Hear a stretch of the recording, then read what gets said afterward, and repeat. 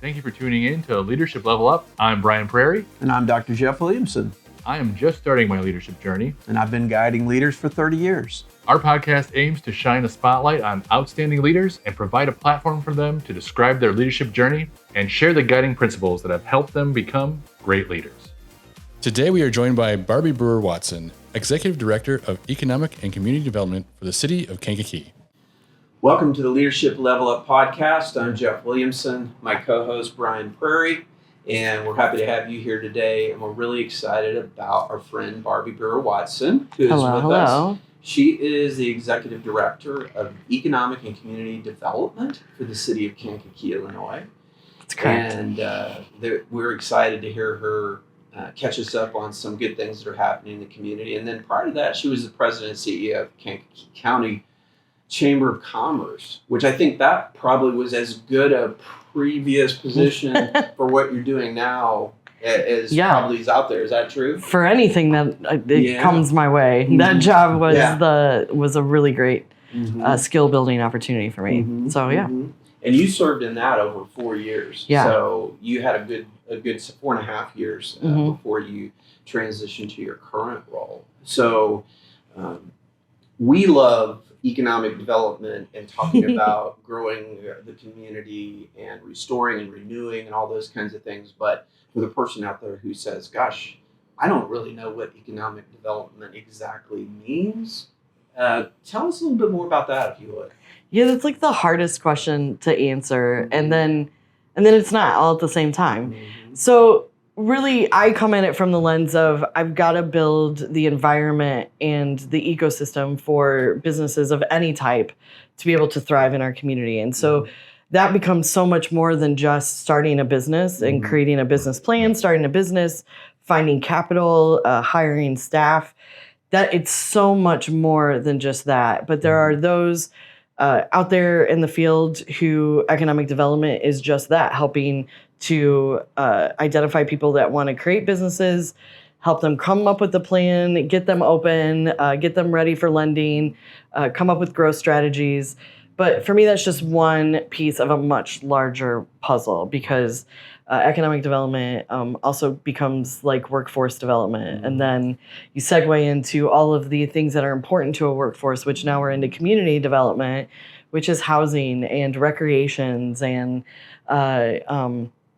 education opportunities, all of those things that are important when you're choosing a place to live and have a family and grow old and maybe retire in. So for me, economic development is just so much bigger than maybe what we think about things in the past. It's not just about going out to find the Amazon distribution centers of the world and hire 500 people at one time. That's great if we can do that.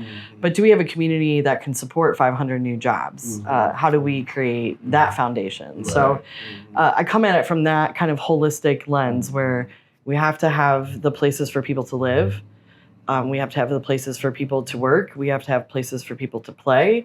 And then we have to have places for businesses to thrive and grow. And so you got to have all of these things in a circle. Yeah, and right on cue as you're talking about businesses growing and good things happening. Here we are in the heart of Kankakee, and our listeners maybe are hearing a little of what is to us a beautiful sound. It is a beautiful There's sound. Machinery and workers right nearby us here who are remodeling and renovating downtown buildings that are historic and long-term, and they're becoming new things in old spaces, and that fires me up, makes me happy. Yeah. I think you feel the same way. It's very exciting right now. I feel like City of Kankakee is under construction. I know people are probably like, where is it happening at? Well, we can hear it right now. It's happening.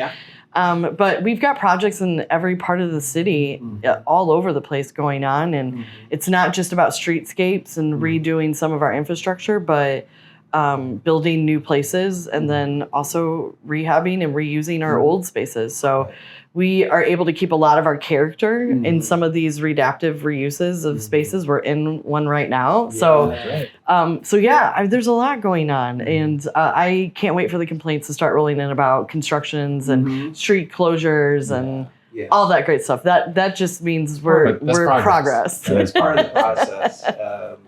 But yeah, that's going to be my next thing. Is I'm sure we're going to get lots of complaints about all the construction. But if our viewers could see the street, even that's next to our offices here, they would see a lot of new things. And I love the point you were referring to. What I was thinking about is that the face and the culture of the businesses that were here are in many cases retained and refreshed. Yes. So you can see what used to be here because that building's still here and it's got a second life or a third life. And it looks new and it's something else.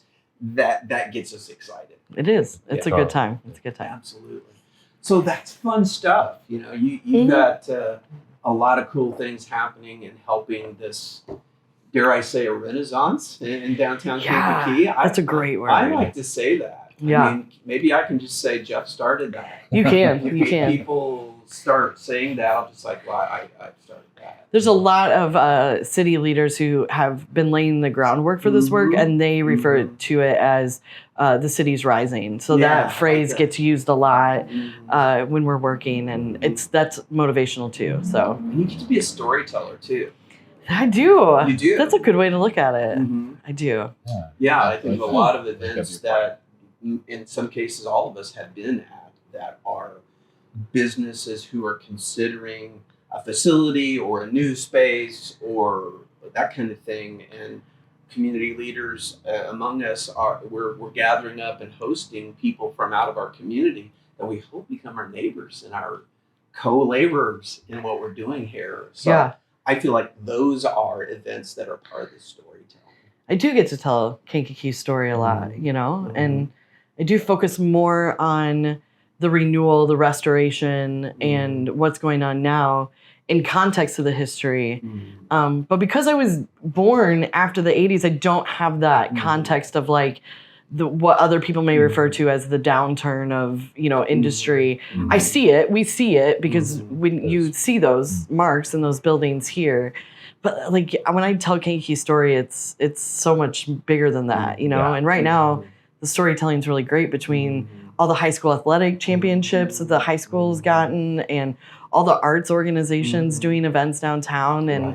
And we're just coming fresh off of a week-long Juneteenth celebration, and that was entirely community-led. It wasn't like, hugely a big government kind of led thing at all. And so the community is really coming together, and you're right, I get to tell that story of that work. So that's a great reminder to me. That's good. Yeah, and I think the more storytellers we have, I mean, that's at the heart of a group like Pathfinder. That's very much something that they talk about, is helping others tell their story. Yeah. And I think that's such a big piece of this, because all of us probably at different times, I don't know about what's happening on that block, or what's that thing something's happening there. What is that? And we get the chance to be storytellers for a community, for all the businesses, just go, well, let me tell you, there's going to be a restaurant there. There's going to be a venue there for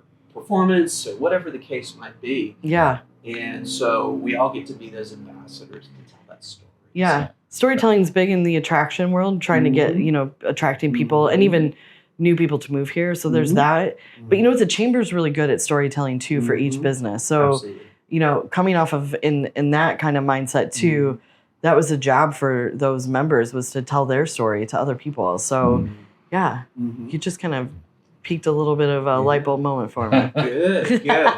So we already have a nugget for you to take home. Yeah. You're like, should get better at storytelling.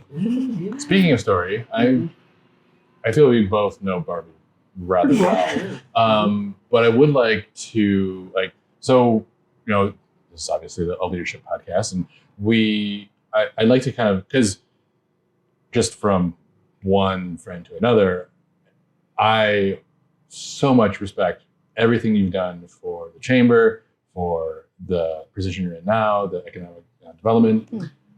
It's super. I respect you, and I just like so much that you're doing is just awe-inspiring. I'm just like I can't.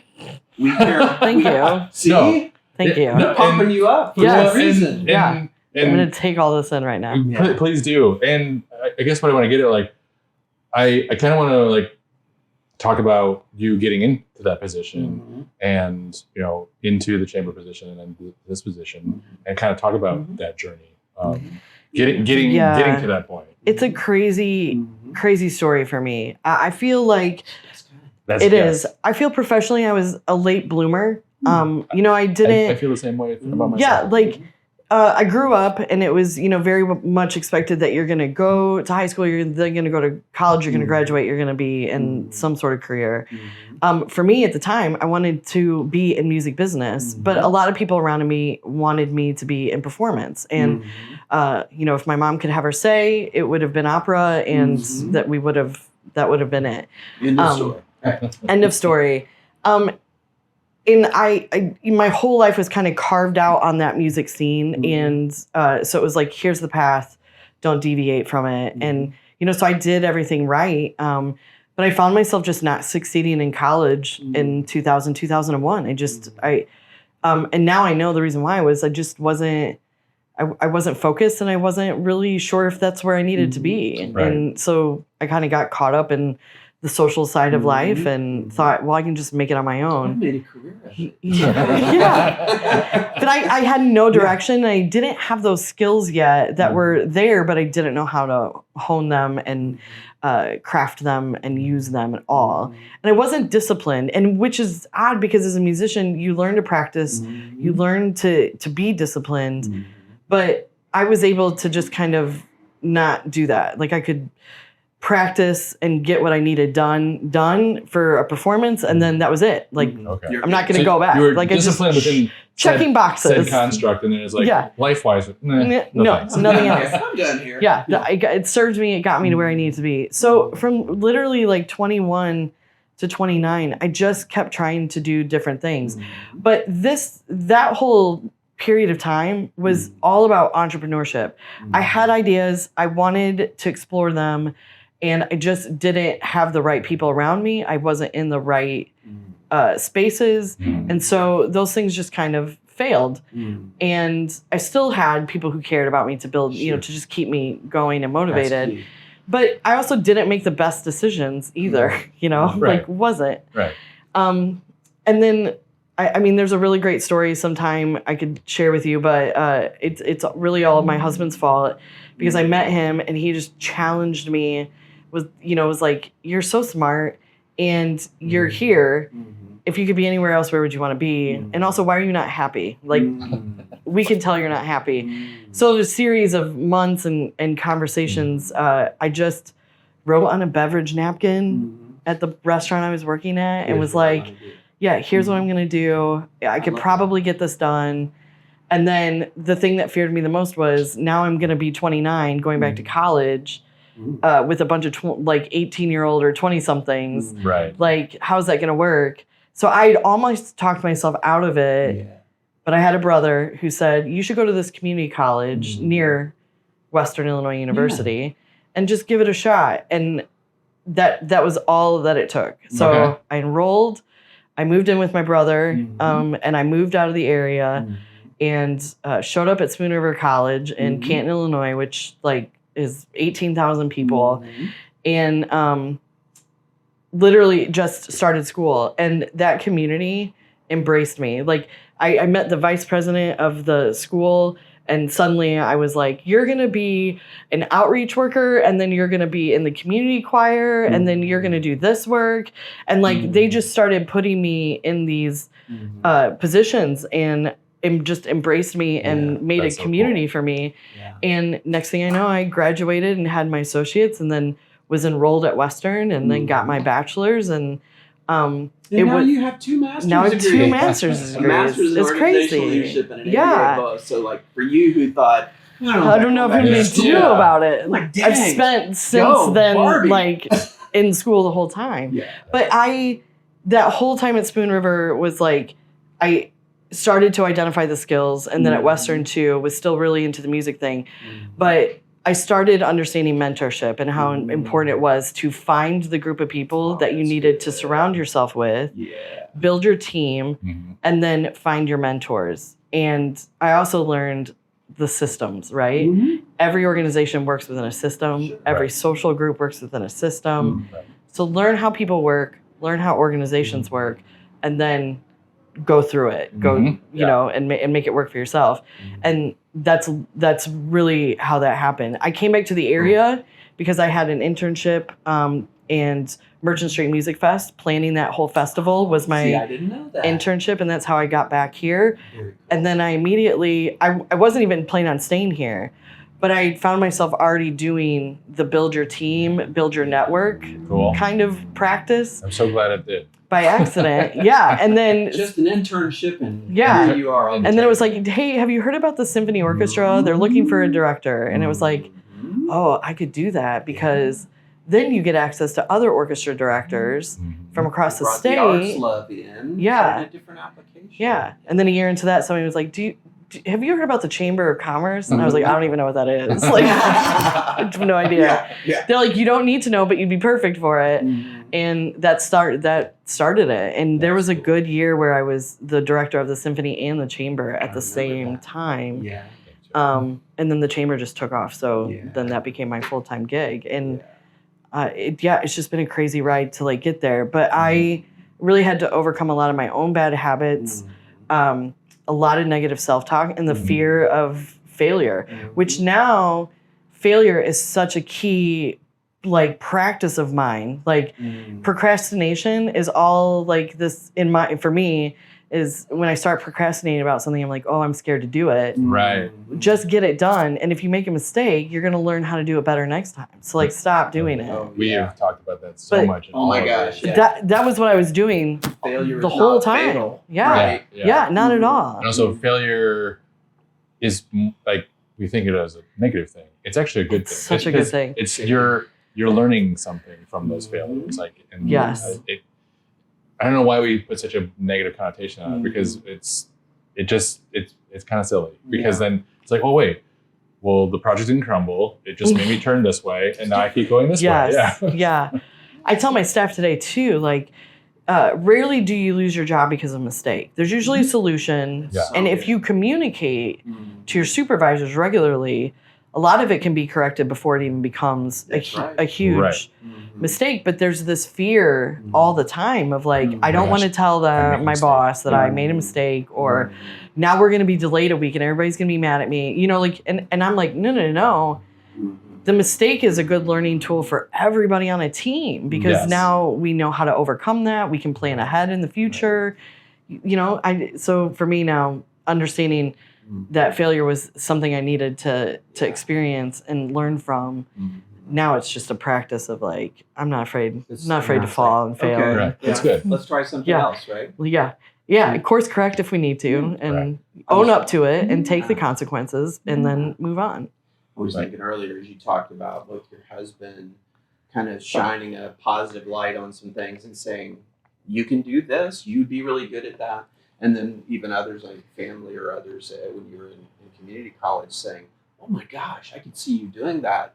I often will say to people, what I get to do as an executive coach or a trainer is I get to hold up a mirror for them and say, let me tell you what I see. Right. Because that is one of the most joyful, soul-filling things I get to do in my work is to say, Barbi, hold that thought.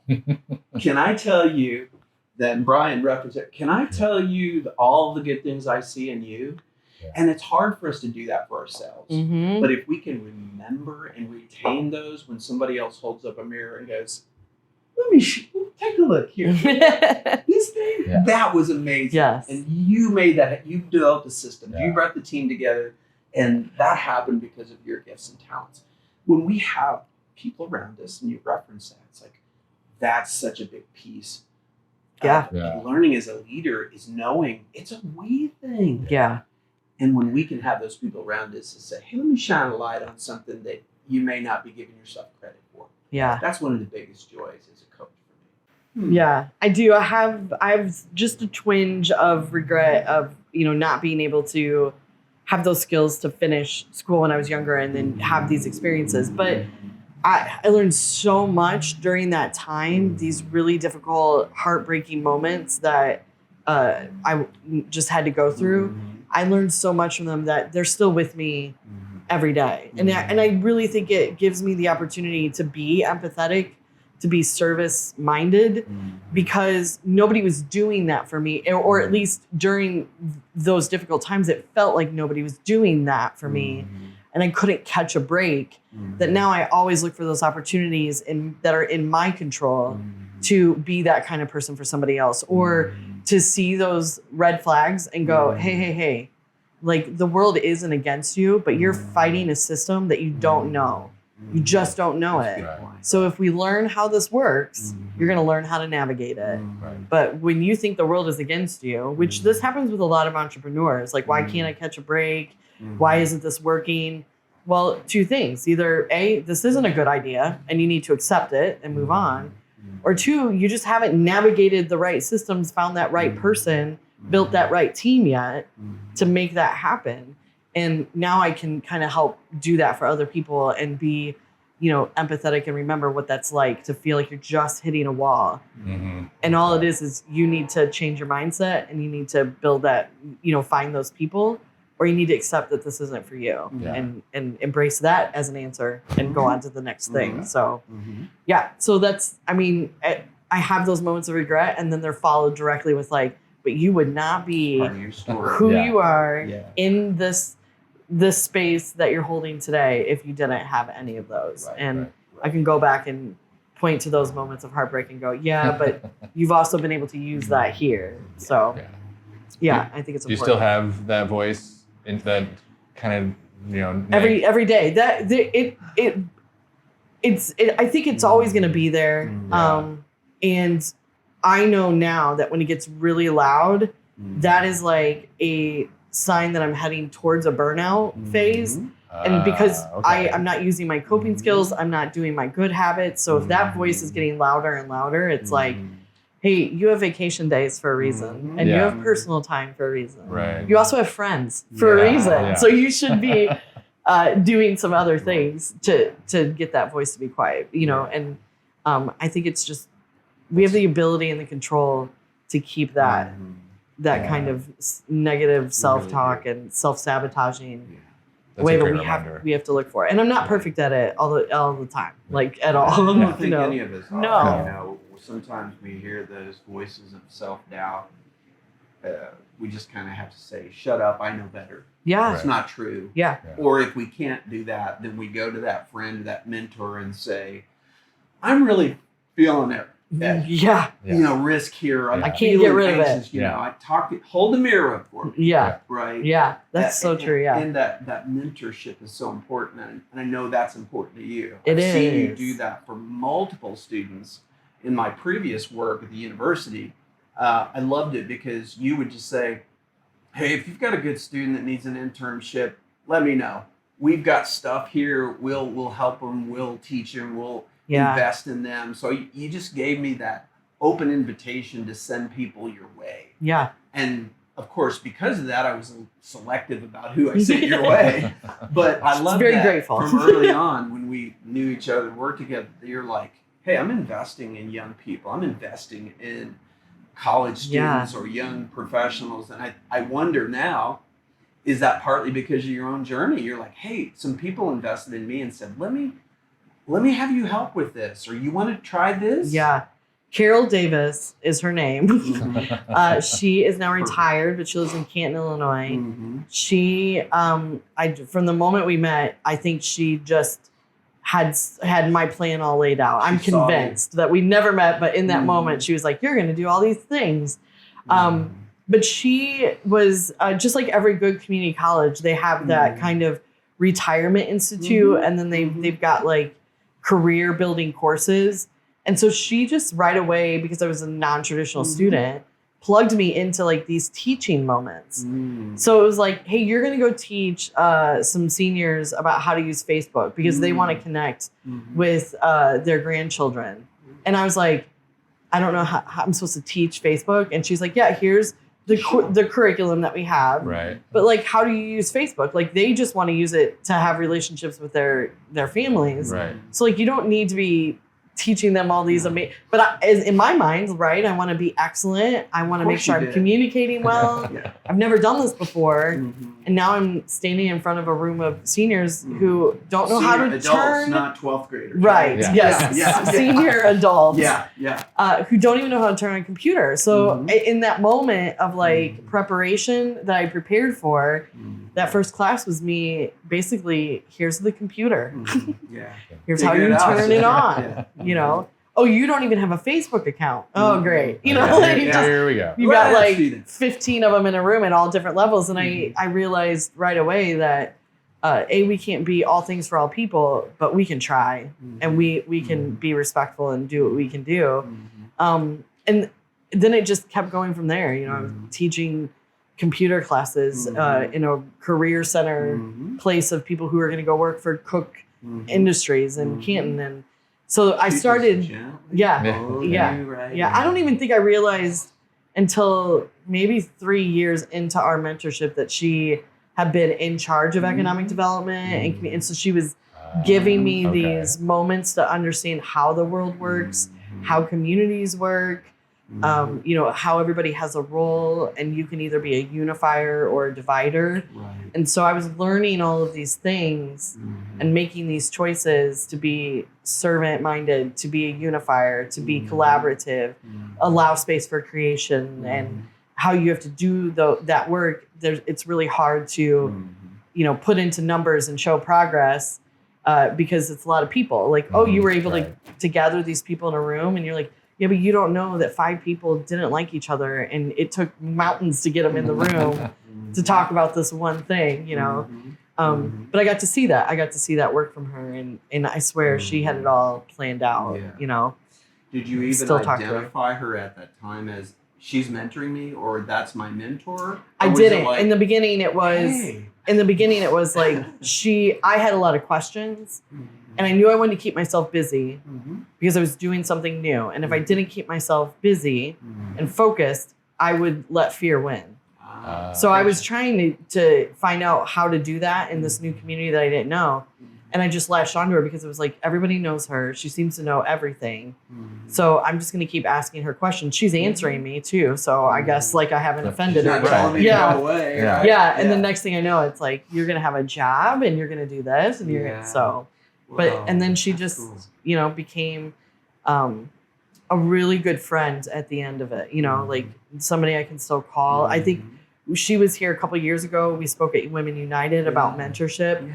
The age difference helped me to understand women in the workforce who've been in the workforce for, you know, years before I ever came around. They had to do a lot of work to get accepted into rooms and to take up that space.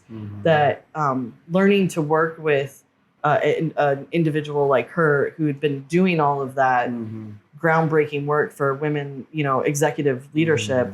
It was just eye-opening to, I don't have to deal with that because you've dealt with that, paved that way. So now our cultures have changed, but we're still dealing with some things. But I could see it and have perspective where I think there's a lot of young women now coming out of college into, you know, leadership positions or middle management. And they're just like, why do these women at the C-suite level demand so much excellence for me? Why are they on? Why? It's because you have to be that way. And they're passing along the knowledge base.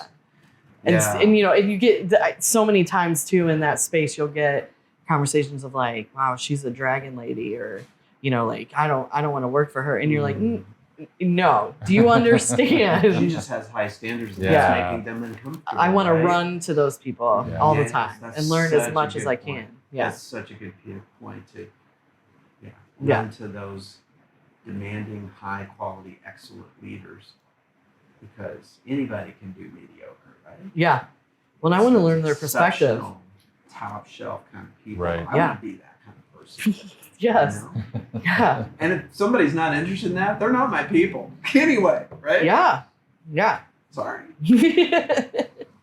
So mentorship is always important to me, and then also just to give it back, you know. And as you were describing Carol, I'm like, it sounds kind of like you now. Yeah, it does. Later. So it's really cool, that aspect of leadership where, in a way, we bring those good leaders and sometimes a bad leader with us and saying, I don't want to lead like that. I want to lead like Carol. I want to mentor people. I want to bring them into the conversation, bring them to the table, bring them into the room and go, you got this. Yeah. You can do this. Yeah.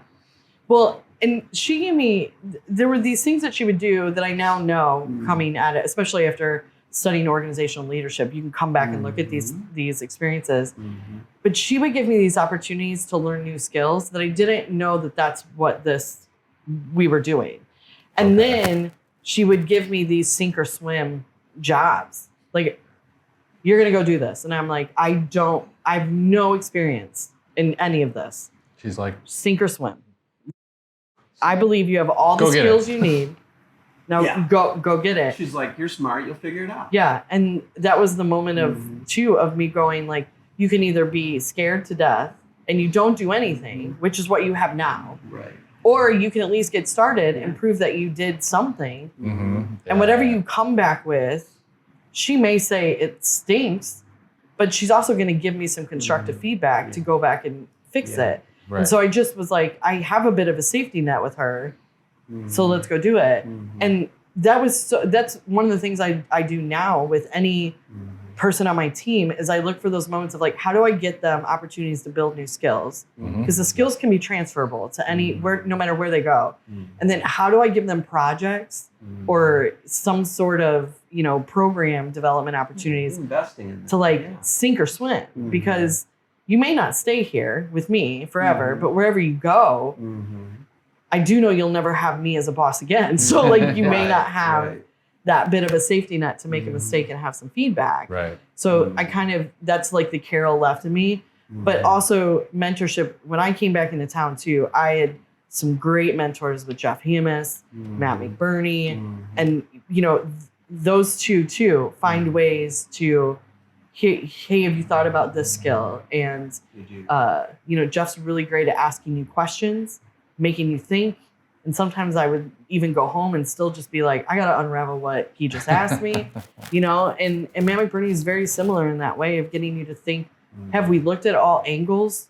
Did we have the right experts to give us feedback in this? Or how did we miss? Yeah. What did we miss? Yeah. How could this event be better next time? There's always that space. Yeah, it just kept expanding my horizons and kept, pushing me into thinking about things from different lenses and different perspectives. And so for me, I'm always going to look for those mentors, and I keep coming back to them too. I'm sure they're like, Barbie's calling again. She's going to have another 5 questions. Right. But they never go away. They're always going to be my mentors. Yeah, and it's good that they because they see the positives you brought. They see that. Yeah, I mean, so they're like, well, this is time worth investing. So I'm very thankful for that too, because they could have spent their time with anyone. Right. So yeah. Yeah. So even when another leader gives you 15, 20 minutes, an hour, they are investing in you in a very positive way to say you're worth my time. You are worth me sharing my insights, hopefully as a leader, that'll be of value to you. And that's what I'm hearing you talk about is that you're this cumulative mix of all these leaders that have invested in you. Yeah, totally. And I love very much so that good leaders, it really are a result of a we thing. Yeah. Yeah. We don't become good leaders in isolation. I think we isolate ourselves. We just become maybe self-absorbed, and we're not a lot of good for anybody. No. But when it's this we thing. That's a dictator. Yeah. That's not a leader. No. So I love that collaborative nature of your work and how you choose to approach it. That it's collaboration. It's what can we do together. Yeah. That helps tell the story. Yeah. Collaboration is a good keyword too. Yes. For that too. So this makes me think of the story. I was never really good at collaboration in the early years of coming into the workplace, because collaboration is creation. And so in my mind, creativity was just always kind of in this tunnel vision of the arts. And I could never open myself up in the early years of studying in school and then getting into the career world.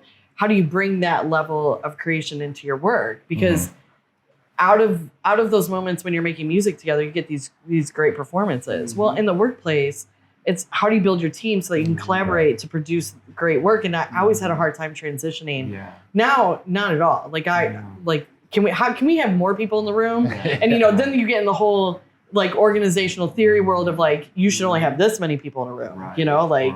Don't have a board of directors over 22 people. And I'm like, no, can I have more people in the room? Yeah, who needs to be in the room?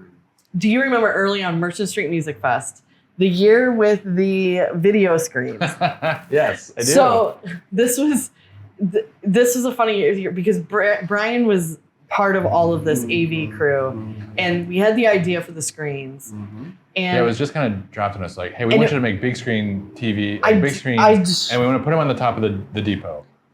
And I don't even remember how we got to this point, but this was a great learning moment for me in leadership and doing this work that I carry with me, because suddenly I felt like these big video screens and this big video production that they wanted to do was like somehow my responsibility and on my shoulders to carry out.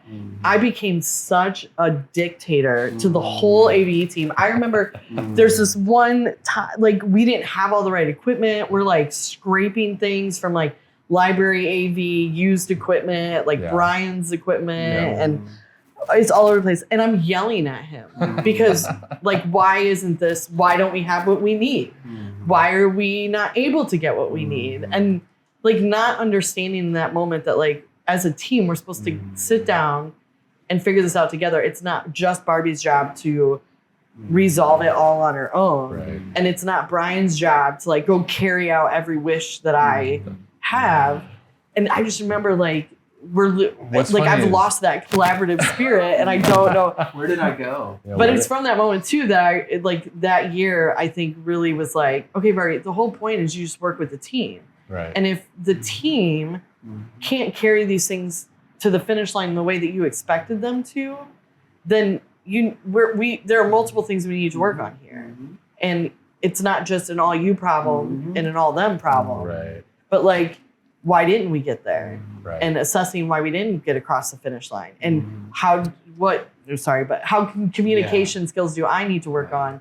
Should I build a better timeline? Like, who did we not know that had AV equipment? Right. The end of the story is there ended up being 2 big screens, and everything worked. But it wasn't maybe as much fun as it could have been. No, that's what you're saying. No, but also at the end when it did all work, I thought I made that so much more difficult for everybody than it needed to be. Well, that's a good self-awareness. You reflected on that. But do you remember just standing outside and maybe? I actually don't remember you being... It was so traumatic, Brian. You blocked it out of my head. No, that's the thing. Like you were saying that, I was like, I don't remember her being, bossy or a dictator, and I guess it's because I've collaborated with you on so many other great projects. That just was like, that was a little thing. I'm moving on. That's good that you can just sweep that under the rug. Yeah, because I don't remember it that way at all. And maybe it was because it was your husband and I basically trying to like make this come together, and we were just like, let's just get this done. And we'll see what happens. That's true. Maybe Mike was like telling you like, I'll deal with this later. Like, don't worry about it. I'll explain it to you. Right. After the heat of the moment. I want to say that it was more that there's been so many other collaborative projects we worked on that dims that in comparison. That's really good to know, because that's one of the things that I took with me, like especially into the chamber world of like, I got to plan 70 events a year. Like they're not all going to go according to plan. You can't just stand there and yell at people because like chill out, like, well, that didn't work out. Why? Yeah. Okay, let's figure it out. Well, and 2, like the show must go on. If the video doesn't work, then great. Yeah. And somebody's going to ask you, why are there big screens with nothing on them on the roof? Then that's it. Technical difficulties. Yeah. End of story. Yeah. And I know with your background, you'll love this metaphor, but for years as I've trained companies and worked with teams, I often say to them, as a leader, you're conducting the symphony. We are. You don't need to run around and imagine that you can play percussion and the brass and the woodwinds and all this stuff. I say it's ridiculous. So true. To think about that. So, as a leader, try to be the conductor of the orchestra, where you may point to one section and go a little bit more there, a little bit less here, and you bring it all together, but you let them play. Yeah. it took me a while to bring that marriage of that brain into the other side of it and go, I'm doing the same work, you know? Right. So was there like an aha moment as a leader for that? Like, where that kind of just, or did it just like happen? Or did you just like, without knowing it?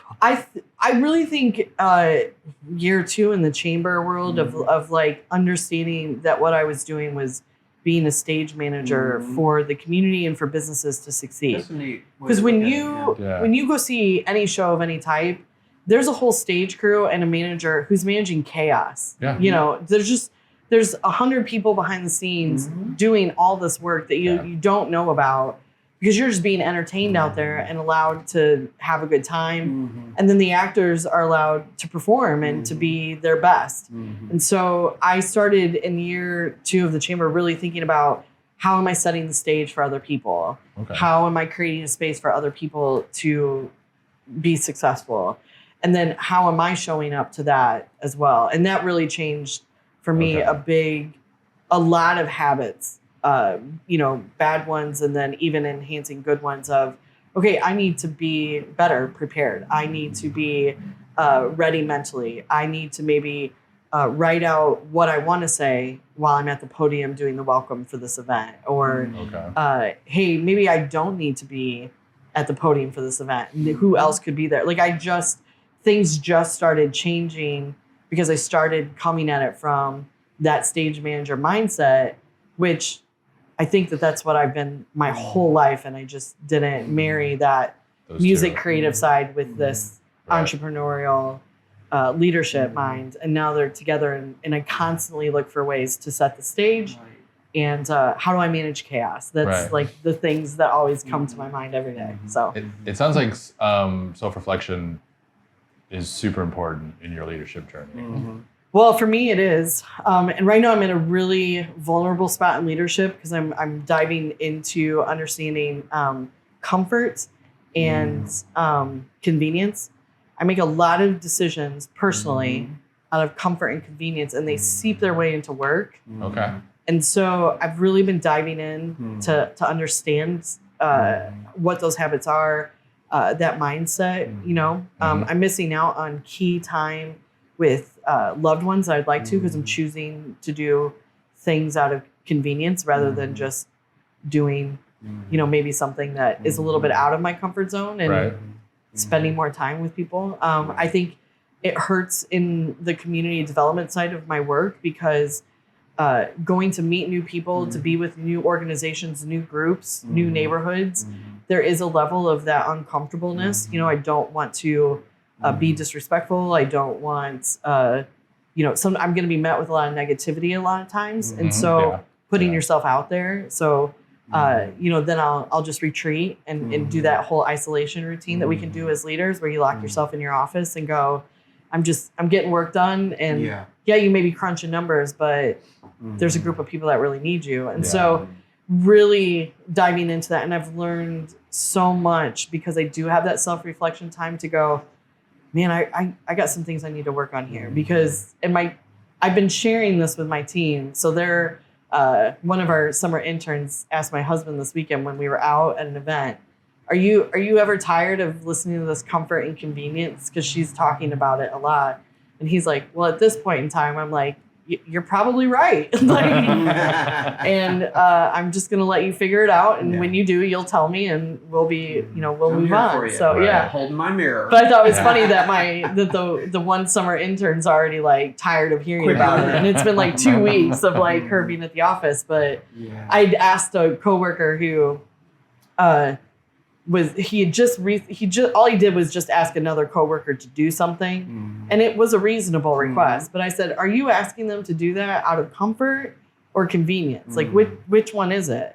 Because it's a task you could do. Right. But why are you passing it on to this other person?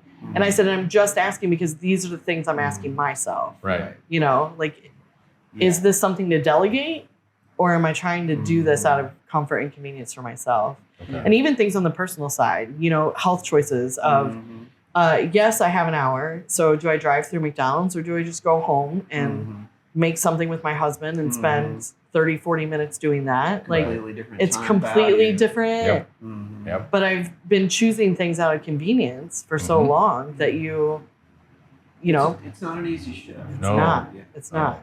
But so that self-reflection has been really important in this process because I am, and maybe even sometimes overanalyzing, but I really think comfort and convenience has really led for those bad habits to thrive and live there and really lead, not serve me in a way that I want them to. So I've been trying to figure those out too. Oh, Yeah. I think that's really So, important.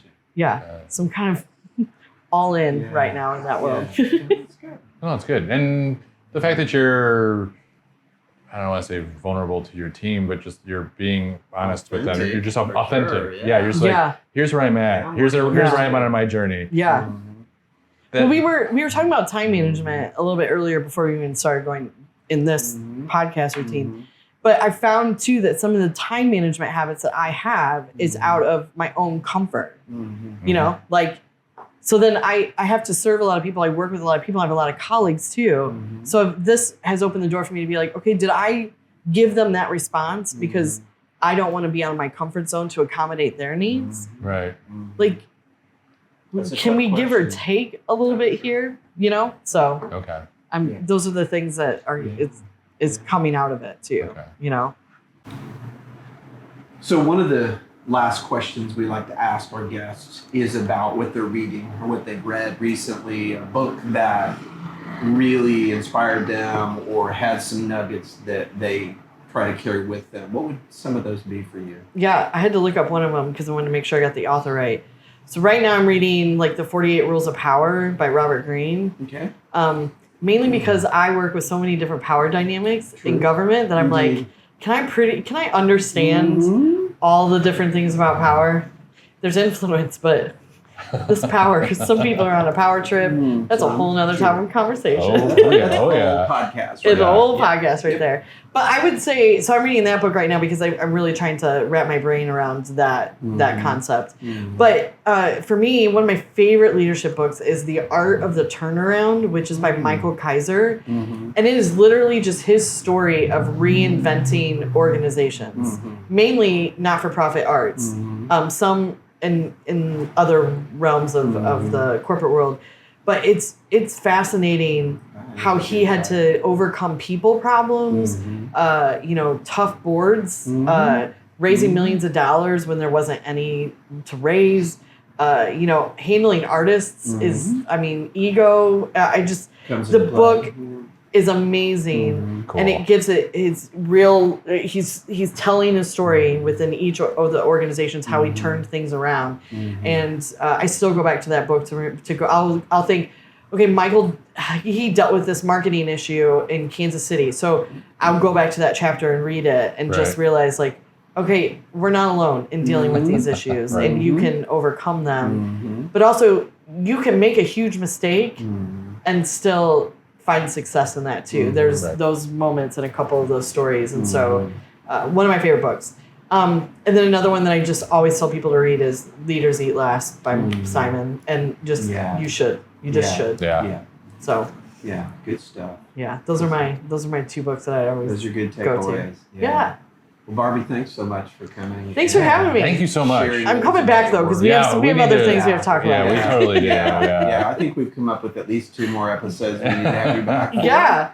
I would So love that. it. Yeah, we'll put that on same. the deck, and I look forward to that. But thanks again for being here, for the work you're doing in the community and building up this downtown and beyond. Thank you so much. Thanks for having me. Thanks for the positive feedback today. I'm going to take some of that with me to the next Please do. things that I have today, and Yeah, I appreciate it. You're welcome. Thank you for listening, and join us next week for another episode of the Leadership Level Up Podcast.